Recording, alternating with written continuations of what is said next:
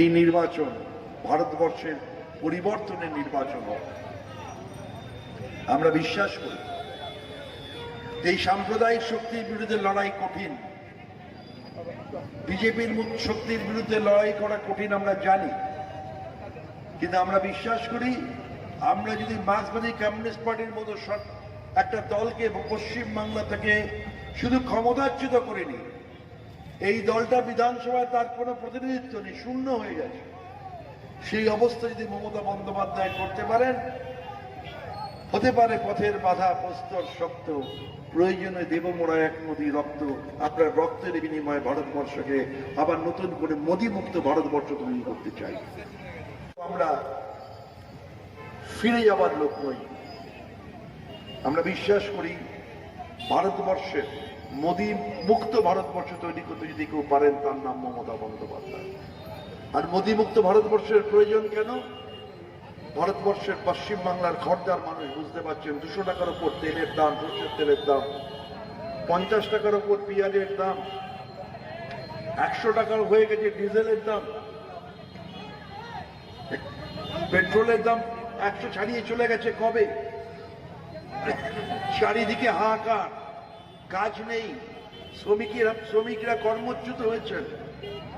একটা এমন অপদার্থ প্রধানমন্ত্রী সমস্ত বিক্রি করে দিচ্ছেন।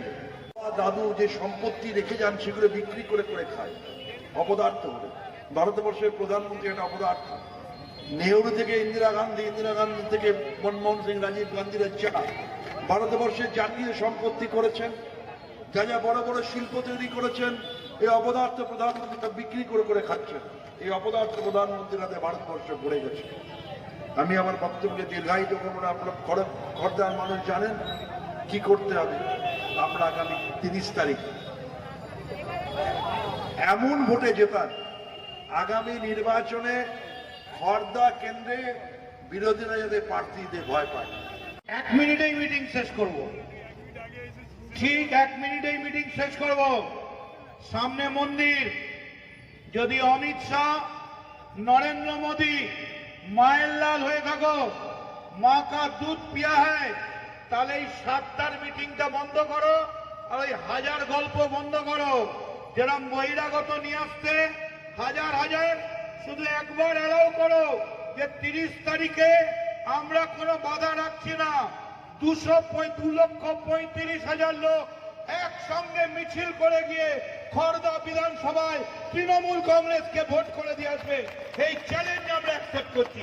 যদি মায়ের লাল থাকো তো এই 1 মিনিটের জবাব। 1 মিনিটে লজ্জা লাগে না? যখন উপর দিয়ে উড়ে আসতে তখন কোথায় ছিল? কি বিয়ে বাড়ি 50 জন?